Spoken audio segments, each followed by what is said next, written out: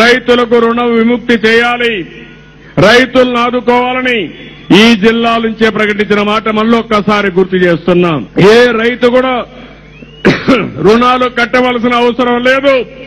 మీ రుణాలు నా భుజస్కంధాలపైన మోసినా సరే మీకు న్యాయం చేపిస్తాను. కేంద్ర ప్రభుత్వం కూడా ముందుకు రాలేకపోయారు.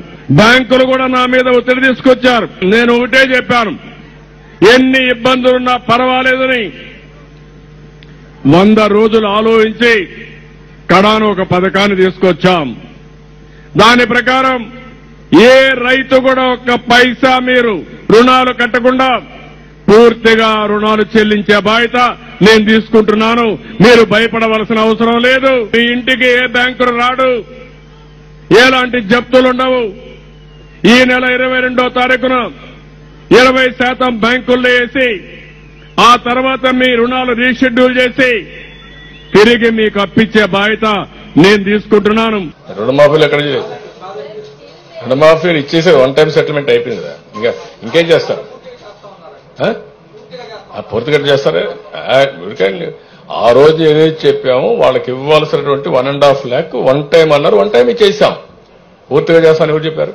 నువ్వు చెప్పుకోండి. ఇట్లా ఆశ నేను చెప్పేదంటే ప్రతి ఒక్కరికి కూడా ఒక ఓపిక ఉండాలా. నేను చెప్పిన మాట అమలు చేస్తున్నా. ఆ రోజు 1.5 lakh మీలాంటి వాళ్ళు ఒకరిద్దరుండే ఈ ప్రాబ్లమ్స్ వస్తున్నాయి.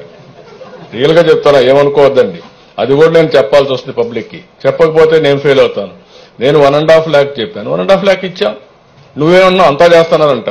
నీకెవరు చెప్పారు? రాత్రి కల వచ్చిందా నీకు? This is there. I'm sorry, democracy కూడా మీనింగ్ ఉండాలి. విచ్చలవిడితనం వస్తేనే ఈ ప్రాబ్లమ్స్ వస్తాయి.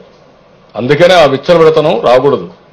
వేరే దేశాల వారికి ఉండే కొన్ని దేశాలు ఎందుకు డెవలప్ అవుతున్నాయంటే వాళ్ళకు ఒక క్రమశిక్షణ, ఒక పద్ధతి, ఒక ప్రొసీజర్. ఇక్కడేంటి ప్రతి ఒక్క దానికి ఏదో కాల్ చేసి మొఖాన్ని దుడుచుకోమంటారు, గుడ్డ కాల్చి. ఆ పరిస్థితి రాకూడదు మీకు. I'm very sorry. అందుకనే పబ్లిక్ కూడా ఒకసారి గట్టిగా కూడా పబ్లిక్ చెప్పకపోతే ఏమనుకుంటారంటే మేము చేసింది మీరు చెప్పినంత ఆశపడి అసలు పోతుంది. అత్యంత ఆశ మంచిది కాదు. కష్టపడితేనే ఈ ప్రపంచంలో ఏదైనా సాధ్యం అవుతుంది. ఒకరిద్దరు ఉంటారు, వాళ్ళని ఎట్లా హ్యాండిల్ చేయాలి.